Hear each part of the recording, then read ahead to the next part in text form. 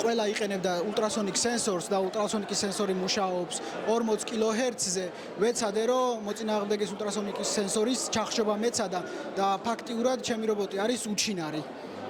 და ჩემი რობოტის ultrasonic sensors არის მხოლოდ რამოდენიმე წერტილი, სადაც შეუძლია რომ აღექვას მოწინააღმდეგის რობოტმა და იმდენად მცირეა რომ დიდი ხნის განმავლობაში ვერ შეამჩნევს.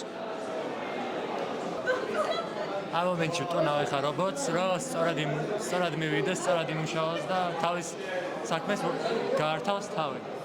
იდეაში მე მგონი დარჩენი ყველაფერი გაკეთებულია და ერთ პატატონა ეტაპი დარჩა შესაძლებელი რა. იმედია, წარმატებები მისურვებთ. წარმატებები. ჩვენი რობოტი ძალიან დიდი აღმოჩნდა, იმიტომ რომ და გვერდულად გიწევს დადება მოკლედ, იმიტომ რომ ეს არის 30 სანტიმეტრი და საკმაოდ საინტერესო იქნება ჩემი აზრით მაყურებლისთვისაც. შოუ დაიდგმება და დანარჩენი არ ვიცით.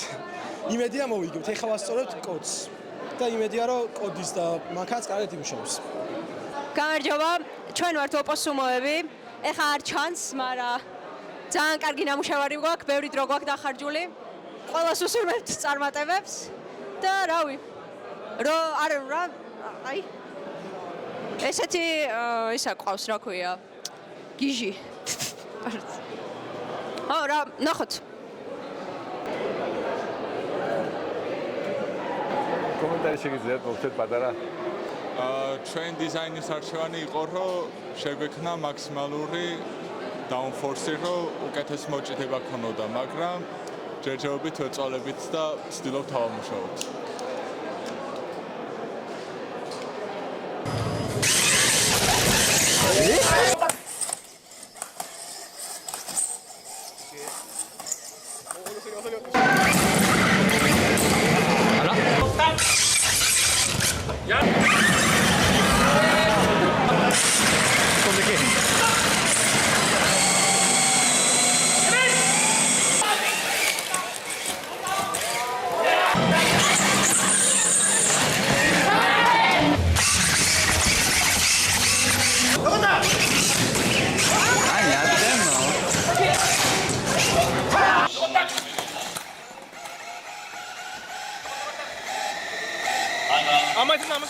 Ocha